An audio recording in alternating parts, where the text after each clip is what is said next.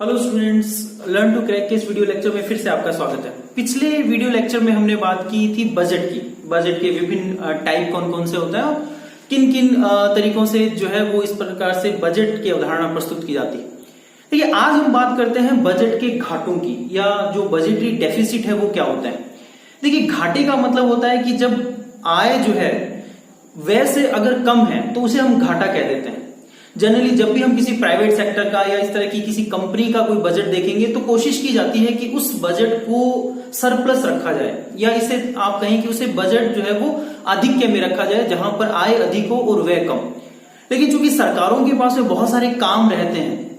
और इस तरह से आय के साधन कई बार उतने विकसित नहीं हो पाते हैं, तो इस वजह से सरकारी जो बजट रहते हैं वो सामान्यतः घाटों में चलते हैं। अगर बजट जो है वो इस प्रकार से फायदे में है, या आप कहें कि व्यय जो है वो कम है और आय अगर अधिक है, तो इसे हम सरप्लस बजट या बजट आधिक्य कहते हैं। लेकिन ये बहुत ही एक तरह से आप कह सकते हैं कि कम देखने को मिलता है। ज्यादातर स्थिति में जो कंडीशन है वो इस प्रकार से घाटे की ही मिलती है। तो अब बजट के घाटे को समझने के लिए अलग अलग प्रकार के कंसेप्ट अवधारणाएं दी गई हैं, उनको हम धीरे धीरे या वन बाय वन समझते हैं। देखिए, पिछले लेक्चर में हमने बात की थी कि बजट जो है वो दो पार्ट्स में डिवाइड होता है, राजस्व बजट और पूंजी बजट। अब ये क्या होता है आप पिछले लेक्चर में जाकर के देख सकते हैं अगर भूल गए हैं तो। इसी तरह से अगर मान लीजिए जो राजस्व बजट है, या जो राजस्व बजट है वो राजस्व प्राप्तियां और व्यय में विभाजित किया जाता है। इसी तरह से पूंजी बजट भी पूंजीगत प्राप्तियों और पूंजीगत जो व्यय है उनमें विभाजित किया जाता है। देखिए, अगर आप सिर्फ राजस्व वाला भाग देखेंगे और इसमें अगर कोई घाटा है तो वो राजस्व घाटा हो जाएगा, और अगर आप पूंजी वाले भाग को देखें और इसमें अगर घाटा हो रहा है तो वो पूंजी जो है एक तरह से पूंजी घाटा हो जाएगा। लेकिन अगर आप पूरे बजट में देखें जहां राजस्व और पूंजी दोनों पार्ट मिले हुए हैं, तो अगर इस पूरे बजट में कोई घाटा होता है तो हम उसे कहते हैं बजट घाटा। या आप कहें कि अगर सरकार की कुल जो प्राप्तियां हैं और कुल जो व्यय के अंतर को अगर हम देखें, और अगर इसमें अगर व्यय ज्यादा है तो ये घाटा जो है वो बजट घाटा है, बजट डेफिसिट। तो परिभाषा में आप देख सकते हैं कि एक वित्तीय वर्ष में, जैसे हमने पिछली बार बात की थी कि बजट जो है वो इस प्रकार से सरकार का आगामी वर्ष के लिए जो अनुमानित आय और व्यय का जो हिसाब है वो एक प्रारूप जो है वो बजट है। हालांकि इसमें 3 सालों के जो डाटा है वो शामिल किया जाता है। तो एक वित्तीय वर्ष में सरकार की जो आय और व्यय का जो अंतर है वो क्या है, बजट घाटा है। जैसे कुल व्यय और कुल प्राप्तियां जो है वो बजट घाटा मानी जाएगी। अब देखिए, जब बजट में घाटा होता था तो सरकार पहले इस घाटे की पूर्ति कैसे करती थी। देखिए, जब बजट घाटा होता था तो सरकार क्या करती थी कि एडहोक ट्रेजरी बिल जारी करती थी। ये एडहोक ट्रेजरी बिल आप समझते हैं कि एक सरकार द्वारा जारी किए गए कुछ बिल्स होते थे, और ये बिल जो है वो आरबीआई को दिए जाते थे। आरबीआई क्या करती थी, इसके बदले में सरकार को वित्त या जो भी पैसे की जरूरत होती थी वो पूरा कर देती थी। लेकिन इसमें एक समस्या ये थी कि जितना पैसा आरबीआई सरकार को देती थी उतने ही वो क्या कर देती थी, नोट छाप देती थी, या नए नोट जो है वो इस तरह से मार्केट में जो है उतार देती थी। और इसकी वजह से क्या होने लगा था कि इस नोट निर्गमन की वजह से, क्योंकि सरकार का घाटा तो बढ़ता रहता था और उतने ही ज्यादा नोट जो है वो मार्केट में आते रहते थे, तो इसकी वजह से क्या होता था कि इन्फ्लेशन या मुद्रास्फीति बढ़ रही थी। इन्फ्लेशन या मुद्रास्फीति आप ये मान सकते हैं कि जब मुद्रा की क्रय शक्ति कम हो जाए, या इस प्रकार से महंगाई के बढ़ने को मुद्रास्फीति कहा जाता है। अब ऐसी स्थिति में अर्थव्यवस्था पर इसका काफी दुष्परिणाम उत्पन्न हो रहा था। तो ऐसी स्थिति में क्या किया गया कि एक नई व्यवस्था आरबीआई के द्वारा चालू की गई, और ये शुरू की गई 1 अप्रैल 1997 से। इसमें आरबीआई ने क्या किया कि ये कहा कि अब से जो है इस प्रकार से सरकार को जब भी पैसे की जरूरत होगी तो आरबीआई जो है इस प्रकार से एडहोक ट्रेजरी बिल जो है वो रिसीव नहीं करेगी, या सरकार से एडहोक ट्रेजरी बिल नहीं लेगी। बदले में वो क्या करेंगे कि ways and means advances WMA या अर्थोपाय अग्रिम की एक व्यवस्था जो है वो करेगी, जिसमें क्या होगा कि सरकार या जो राज्य सरकारें होंगी, आरबीआई उनको अल्पकाल के लिए ऋण देती, और ये जो ऋण है वो सरकारों को उसी वित्तीय वर्ष में पूरा करना होता है। अगर सरकारें ऐसा करने में नाकाम रहती हैं तो फिर इस प्रकार से ये जो पैसा है, या ये जो आरबीआई द्वारा उन सरकारों को दिया गया ऋण है, ये फिर आगे जाकर के राजकोषीय घाटे का भाग बना दिया जाता है। यानी 1 वर्ष के लिए सरकार को ये मोहलत दे दी जाती है कि आप जो है ऋण जो है आरबीआई को वापस कर दें, जिससे मुद्रास्फीति भी नहीं बढ़े और सरकार का कुछ समय के लिए काम भी चल जाए। तो इस प्रकार से 97 से एक नई व्यवस्था आ गई है जिसे हम अर्थोपाय अग्रिम या वेज एंड मीन्स एडवांसेस कहते हैं। तो इस प्रकार से बजटीय घाटे को पूरी करने की बजटीय घाटे को पूरा करने के लिए सरकार अब जो है वो इस प्रकार से अर्थोपाय अग्रिम के द्वारा जो है वो आरबीआई से अल्पकालीन ऋण लेती है।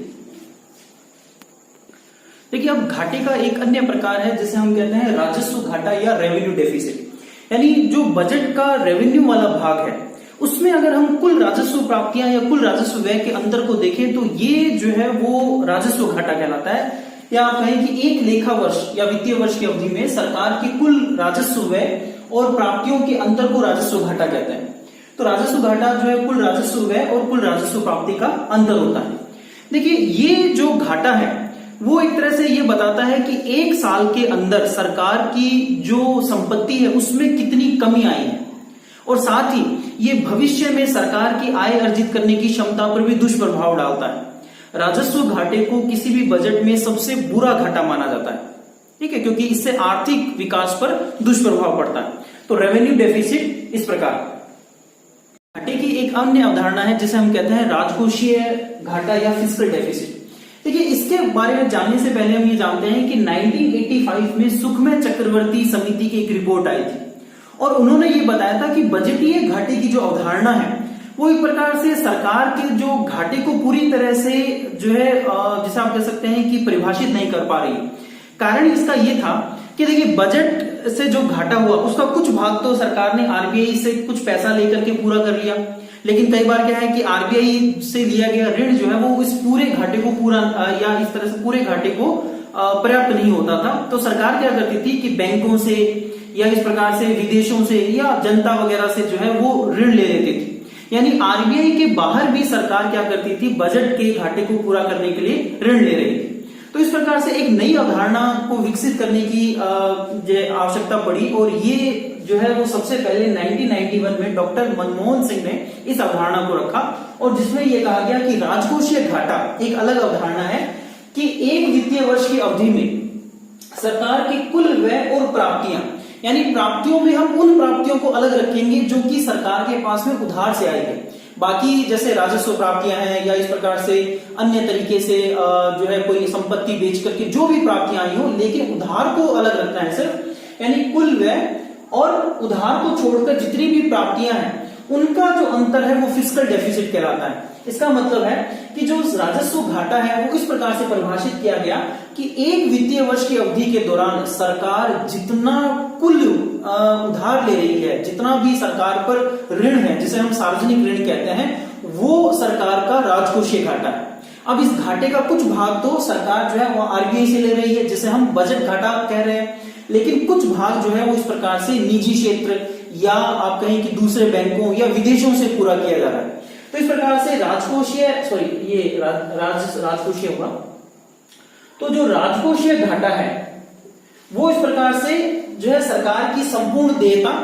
या आप कहें कि बजट घाटा और सरकारी दायित्व दोनों को मिला करके जो है वो इस प्रकार से देखा जाता है। अब बजट घाटे की पूर्ति तो कर दी जाती है आरबीआई से उधार लेकर के, लेकिन जो बचा बाकी जो सरकारी दायित्व है वो सार्वजनिक ऋण यानी विदेशों से या अन्य क्षेत्रों से जो ऋण लिया जाता है वो इसमें शामिल कर दिया जाता है। तो इस तरह से आप राजकोषीय घाटे को अगर सिंपल तरीके से समझना चाहें तो ये देख सकते हैं कि एक साल की अवधि में सरकार पर जो टोटल ऋण है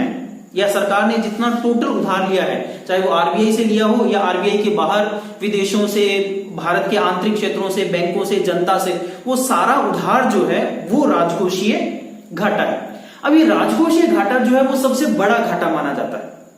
यानी बजट का सबसे बड़ा अगर घाटा देखा जाए तो वो क्या कौन सा है, राजकोषीय घाटा है। अब इस राजकोषीय घाटे को अच्छे या बुरे को राजकोषीय घाटा अच्छा माना जाए या बुरा, ये इस आधार पर देखा जाता है कि सरकार ने इस उधार के पैसों का क्या किया है। जैसा मान लीजिए कि सरकार इससे जो है वो सब्सिडी दे दे या इस पैसे को इस प्रकार से फिजूल खर्ची में, ठीक है, खराब कर दे या मूर्तियां बनवा दे या इस तरह से जो है वो पैसा खराब कर दिया, तब तो ये घाटा जो है बहुत बुरा है। लेकिन अगर इस पैसे से सरकार ने कोई उत्पादक कार्य किए हैं, कुछ इस तरह से फैक्ट्रीज लगवा दी हैं या इस तरह से मान लीजिए कुछ नए उत्पादन करने वाली इकाइयां विकसित कर ली है, तब ये घाटा अच्छा माना जाएगा। या तब ये घाटा आप कह सकते हैं कि उत्पादक घाटा माना जाएगा। इसे एक सिंपल से एग्जांपल से समझ सकते हैं। जैसे मान लीजिए एक व्यक्ति जो है वो उधार लेकर के, अगर मान लीजिए कि इस तरह से घूमने फिरने निकल जाए, या इस प्रकार से जो है ज्यादातर पैसा इस प्रकार से जस्ट घूमने फिरने में खराब कर दें, तो आप समझते हैं कि उधार बना रहेगा और उसे इस प्रकार से आगे फिर से जो है समस्या आएगी। लेकिन अगर वो व्यक्ति उधार लेकर के कोई फैक्ट्री लगा दे या इस प्रकार से कोई ऐसी आर्थिक इकाई विकसित कर दे जिससे उसे भविष्य में आय हो, तो इससे क्या होगा, वो अपना उधार भी चुका पाएगा और भविष्य में उसे और आय भी अर्जित होगी। तो राजकोषीय घाटा अच्छा है या बुरा, ये इस आधार पर देखा जाएगा कि उस पैसे का उपयोग किस तरह से किया गया है। आइए हम एक पॉइंट देखते हैं कि राजकोषीय घाटा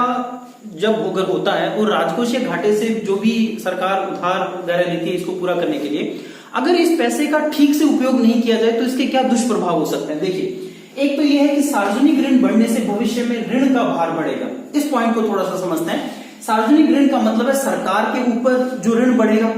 अब इससे क्या होगा कि भविष्य में जो है, चूंकि सरकार अगर ऋण लेगी तो सरकार को इस पर ब्याज भी तो देना पड़ेगा, और इससे क्या होगा, भविष्य में उसकी बहुत सारी या उसकी जो आय है उसका एक बड़ा भाग जो इस प्रकार से ऋण में खर्च हो जाएगा और इससे आर्थिक वृद्धि जो है वो धीमी हो जाएगी। देखिए, इसका एक बहुत अच्छा सा एग्जाम्पल हम देखते हैं कि कुछ सालों पहले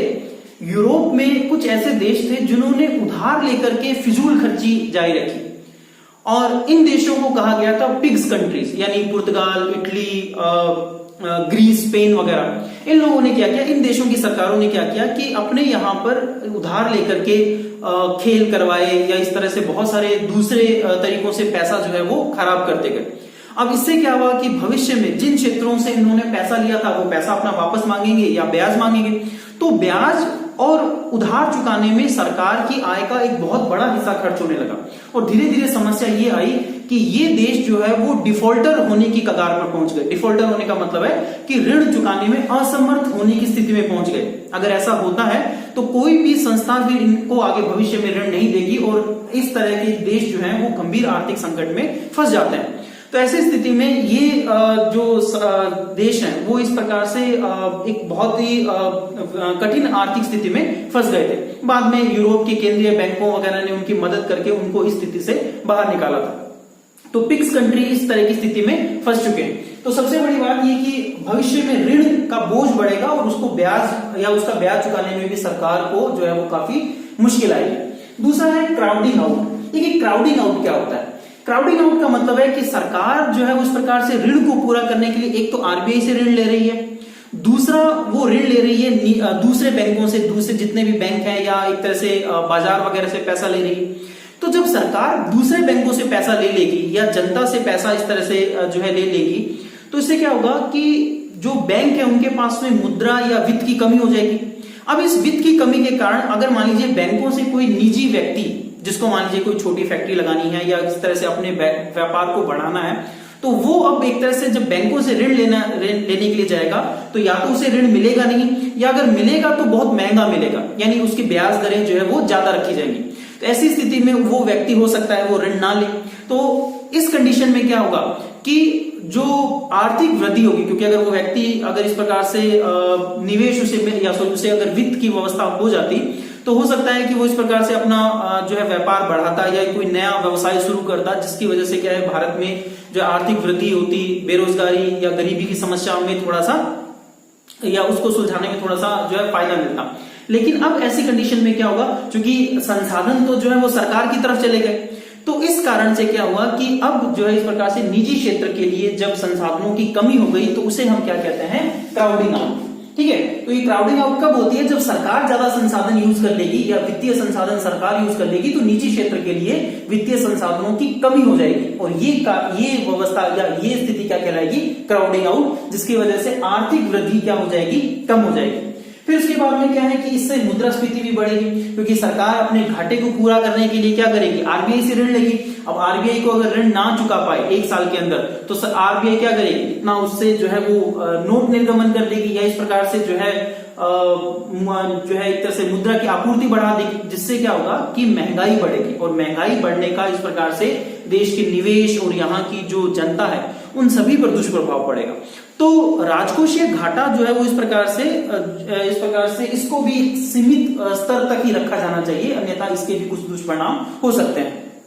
तो ये घाटे की एक अन्य अवधारणा को हम और देख लेते हैं, जिसे हम कहते हैं कि प्रभावी राजस्व घाटा या इफेक्टिव रेवेन्यू डेफिसिट। देखिए इसमें क्या होता है कि जो सरकार का जो राजस्व घाटा है, उस राजस्व घाटे में वो राशि घटा दी जाती है जो कि सरकार ने राज्यों को पूंजी सर्जन के लिए दी है, या इस तरह से पूंजीगत वस्तुओं के सर्जन के लिए जो है राशि जो राज्यों को दी गई है उसको घटा दिया जाता है। जैसे मान लीजिए कि केंद्र ने राज्यों को पुल, सड़क या अन्य चीजों के निर्माण के लिए जो राशि दी है उसको राजस्व घाटा में से घटा दीजिए, जिससे क्या प्राप्त हो जाता है, प्रभावी राजस्व घाटा। और इसे 2011-12 के केंद्रीय बजट में शुरू किया गया। कारण यह था कि सरकार का जो राजस्व घाटा है वो काफी बढ़ रहा था, सरकार उसे नियंत्रित नहीं कर पा रही थी, तो एक नई अवधारणा दी गई जिसे कहा गया प्रभावी राजस्व घाटा। लेकिन इस पे भी काफी इस प्रकार से विवाद हुआ कि सरकार जो है इस प्रकार से आंकड़ों को फेरबदल करके अपने घाटे को कम करके दिखाने की कोशिश कर रही है, और इसको भी फिर जो है वो बंद करने की बात की गई। देखिए घाटे का एक अन्य प्रकार है जिसे हम कहते हैं मॉनेटाइज्ड डेफिसिट या मौद्रिकत घाटा। यानी घाटे की या टोटल जो घाटा है उसका कितना भाग आरबीआई नोट निर्गमन के द्वारा पूरा कर देती है, इसे हम मौद्रिकत घाटा कहते हैं। जैसे मान लीजिए कि जो कुल घाटा है वो 100 करोड़ का है, और उसमें 20 करोड़ के आरबीआई ने क्या कर दिए, नोट छाप दिए, नोट निर्गमित कर दिए, तो इस प्रकार से जो मौद्रिकत घाटा है वो 20 करोड़ हो जाएगा। ठीक है, तो इस प्रकार से घाटे की राशि का वह भाग जिसके जो है या जितने आधार पर जो है वो नोट छाप दिए जाते हैं वो मौद्रिकत घाटा कहलाता है। तो घाटे का एक अन्य प्रकार है जिसे हम कहते हैं प्राथमिक घाटा या प्राइमरी डेफिसिट। देखिए प्राइमरी डेफिसिट का सिंपल सा अर्थ है, जैसे मान लीजिए कि अभी सरकार ने कोई बजट प्रस्तुत किया और उस बजट प्रस्तुत करने में सरकार का जो टोटल राजकोषीय घाटा है, अब उस राजकोषीय घाटे में वो ब्याज अदायगी भी शामिल है जो सरकार ने पहले ले रखी थी, यानी सरकारों पर जो पहले से उधार है उस पर सरकार को इस साल ब्याज देना पड़ेगा। तो ये क्या किया जाता है कि जो राजकोषीय घाटा है उसमें पहले के जो लिए गए ऋण हैं उनके ब्याज को हटा दिया जाता है। तो जिसके बाद जो घाटे या राजकोषीय घाटे का जो बचा हुआ भाग है उसे हम प्राथमिक घाटा कहते हैं। यानी राजकोषीय घाटे में हम ब्याज भुगतान को अगर हटा दें, ब्याज भुगतान का मतलब है जो पहले से सरकार पर जो ऋण है उस पर जो ब्याज देना पड़ रहा है। जैसे मान लीजिए सरकार ने आईएमएफ से या इस तरह से वर्ल्ड बैंक से या किसी अन्य संस्था से कोई ऋण ले रखा है और उस पर हर साल सरकार को ब्याज भरना पड़ रहा है, तो वो ब्याज भुगतान हटा दीजिए 1 साल का, और उसके बाद जो राजकोषीय घाटा बचता है उसे हम प्राथमिक घाटा कहते हैं। इससे एक तरह से प्राथमिक घाटा क्यों ज्ञात किया जाता है, क्योंकि इससे ये पता लगता है कि एक वित्तीय वर्ष में अब सरकार का जो आय व्यय का जो अनुमान है वो कितना है। क्योंकि इससे जो जिसे आप कह सकते हैं कि पहले जो इस प्रकार से ऋण लिया गया था वो अभी इस ब्याज या इस घाटे से हटा दिया जाता है, इसके बाद में हमें प्राथमिक घाटा प्राप्त होता है। अब देखिए हमने विभिन्न प्रकार के बजट के घाटों को देखा। पहले क्या होता था कि सरकार का जो बजट का घाटा है वो साल दर साल इस तरह से बढ़ता रहता था। कारण था कि विवेकहीन तरीके से दी गई सब्सिडी या इस प्रकार से सरकारी जो संसाधन है उनका दुरुपयोग बहुत होता था। तो इसकी वजह से क्या है कि बहुत सारे संसाधन जो है वो खराब हो रहे थे और सरकार का जो घाटा है, चाहे राजस्व हो, राजकोषीय घाटा है, वो बढ़ता जा रहा था। तो इसके बाद में क्या किया कि 2003 में संसद ने एक बिल पास किया या एक कानून बनाया जिसे कहा जाता है FRBM एक्ट, या जिसे आप कह सकते हैं कि fiscal responsibility and budget management act 2003, राजकोषीय उत्तरदायित्व और बजट प्रबंधन एक्ट 2003। देखिए इसमें क्या बात की गई कि सरकारें क्या करें, अपने घाटे को नियंत्रित करें, और कितना करें कि 2008 तक जो राजस्व घाटा है उसको तो कितना करना था, 0 करना था, और जो राजकोषीय घाटा है उसे जीडीपी के 3% तक लाना था। यानी उसे जीडीपी, जितनी भारत की टोटल जीडीपी है उस साल की, उसके लगभग 3% तक जो है वो राजकोषीय घाटे को सीमित करना था। लेकिन समस्या ये रही कि 2007-8 में वैश्विक आर्थिक मंदी की वजह से भारत सरकार को भी अपनी अर्थव्यवस्था में इस प्रकार से गति लाने के लिए, या इस तरह से आप कह सकते हैं कि अर्थव्यवस्था की सेहत को सुधारने के लिए बहुत सारे पैकेज की घोषणा करनी पड़ी, या आप कहें कि मार्केट में इस प्रकार से पैसा छोड़ना पड़ा, जिसकी वजह से सरकारी घाटे जो है वो फिर से बढ़ गए। तो इसके बाद में जो बार बार इस पर बात होती रही कि जो है घाटे कम किए जाए। बीच में सरकार जो है वो प्रभावी राजस्व घाटे की अवधारणा भी लेकर के आई, और 2016 में एनके सिंह समिति गठित की गई FRBM की समीक्षा के लिए, और इस समिति ने माना कि ये जो लक्ष्य निर्धारित किए गए थे पहले वो काफी कठोर थे। तो अब जो एक नए लक्ष्य निर्धारित किए गए हैं उनमें ये कहा गया है कि 2022-23 तक जो राजस्व घाटा है उसे तो 0.8% ऑफ जीडीपी करना है, यानी वो जीडीपी के 0.8% तक लाना है, और जो राजकोषीय घाटा है उसे 2.5% या 2.5% ऑफ जीडीपी तक सीमित करना है। यानी अब ये लक्ष्य जो है वो इस प्रकार से बदल दिए गए हैं और 2022-23 के लिए नए लक्ष्य निर्धारित किए गए हैं। तो ये एक FRBM एक्ट जो कि भारत में जो राजकोषीय उत्तरदायित्व को या एक तरह से सरकारें जो इस प्रकार से संसाधनों का दुरुपयोग कम करें, या आप कहें कि जो है इस प्रकार से सब्सिडी को भी रैशनलाइज करें, ठीक है, तो इसके लिए ये एक्ट जो है वो लाया गया था।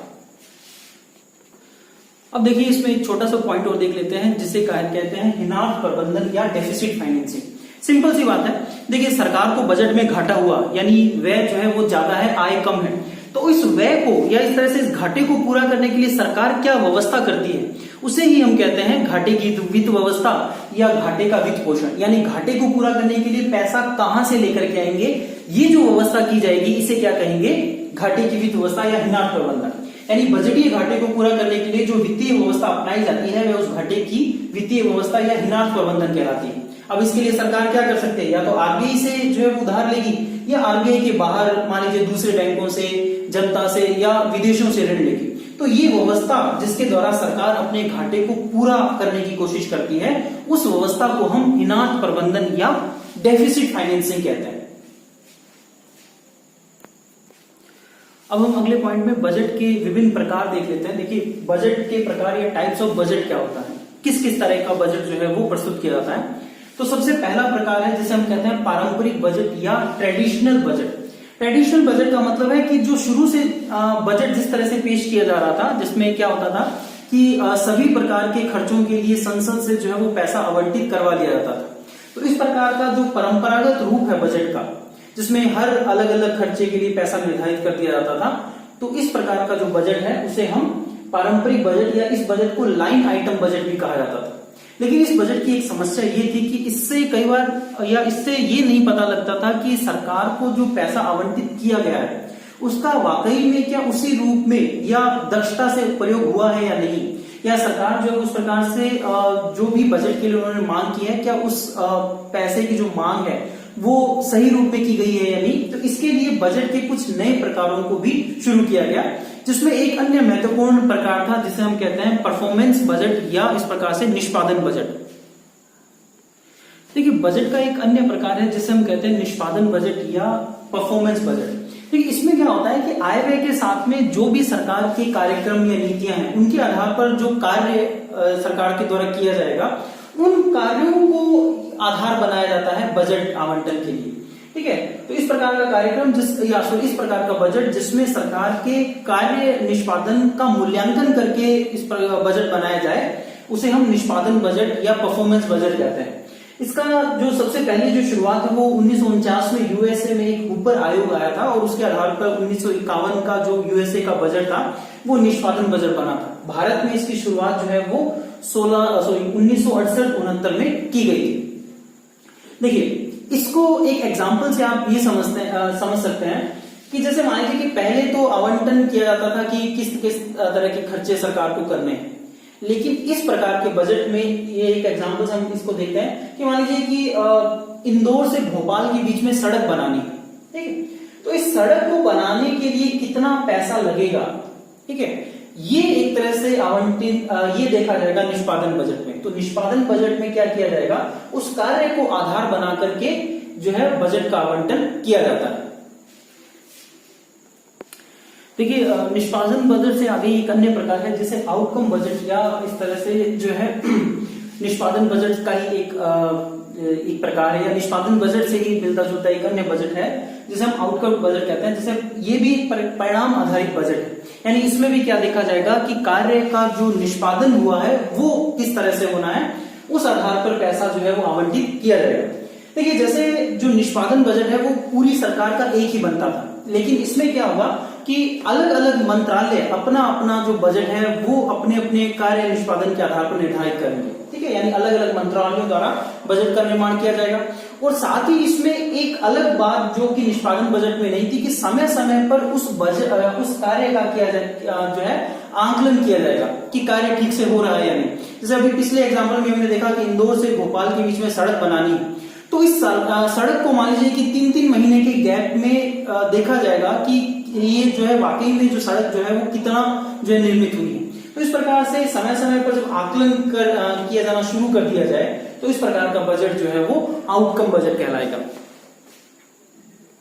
देखिए, बजट का एक अन्य प्रकार है जिसे हम शून्य आधारित बजट या जीरो बेस्ड बजट कहते हैं। देखिए, ये बजट तब बनाया जाता है जब इस प्रकार से सरकार के पास में वित्त की कमी हो। और इस प्रकार के बजट में क्या किया जाता है कि जो पहले कार्यक्रम जो चल रहे होते हैं, यानी जैसे इस साल का बजट बनाना है तो पहले जो कार्यक्रम चल रहे होते हैं तो उनको पैसा आवंटित करने से पहले उनका औचित्य देखा जाएगा। यानी ये देखा जाएगा कि मान लीजिए कि अगर वो पहले से चल रहे कार्यक्रम या योजनाएं अगर महत्वपूर्ण है तभी उनको पैसा दिया जाएगा, अन्यथा उनको जो है वो बंद करके जो है एक तरह से नए बजट या आप कहें कि उस बजट में उनको पैसा नहीं दिया जाएगा। इस प्रकार के बजट में आप ये मान लीजिए कि हर बार जो बजट है वो जीरो से शुरू करना है। पहले से चली आ रही योजनाओं को सिर्फ इसलिए पैसा नहीं देना है कि वो पहले से चल रही है, उनको पैसा आवंटित करने के लिए पहले उनका औचित्य सिद्ध करना पड़ेगा, उनको एक तरह से दिखाना पड़ेगा कि वो कितनी महत्वपूर्ण है, और अगर वो महत्वपूर्ण है तो ही पैसा उनको दिया जाएगा, अन्यथा उनको पैसा या फंड जो है वो रोक दिया जाएगा। तो इस प्रकार का बजट 1970 में पीटर पायर ने यूएसए में शुरू किया था। भारत में इस प्रकार का बजट जो है वो 1987-88 में शुरू किया गया था। देखिए, इस प्रकार के बजट में ये माना जाता है कि पहले कोई बजट था ही नहीं, अब जो बजट बनाना है वो बिल्कुल जीरो से बनाना है, इसलिए इसे शून्य आधारित बजट या जीरो बेस्ड बजट कहा जाता है। देखिए, बजट का एक दूसरा प्रकार जैसे हम देख लेते हैं जिसे जेंडर बजटिंग कहते हैं। जैसे नाम से स्पष्ट है, जेंडर यानी ऐसा बजट जिसमें एक जेंडर विशेष को जो है वो अधिक वरीयता दी गई हो, और साधारणतः ये महिलाओं के लिए जो है वो जारी किया जाता है। यानी महिलाओं के विकास और सशक्तिकरण के लिए अगर बजट में कुछ अलग से धनराशि की व्यवस्था की जाती है तो इस प्रकार का बजट जो है वो जेंडर बजटिंग कहलाएगा। जैसे मान लीजिए एक एग्जाम्पल देखते हैं कि जैसे दिल्ली की मेट्रो रेल में अगर मान लीजिए सीसीटीवी कैमरे लगाने के लिए अलग से कोई राशि आवंटित की जाती है, क्योंकि सीसीटीवी कैमरे लगाने से क्या होगा कि इससे महिलाओं की सुरक्षा बढ़ेगी या इस प्रकार से उनके विरुद्ध जो अपराध है उनमें कमी आएगी। तो इस प्रकार से महिलाओं के विकास या सशक्तिकरण से संबंधित अगर कोई राशि आवंटित की जाती है बजट में तो इस प्रकार का बजट जो है वो जेंडर बजटिंग कहलाता है।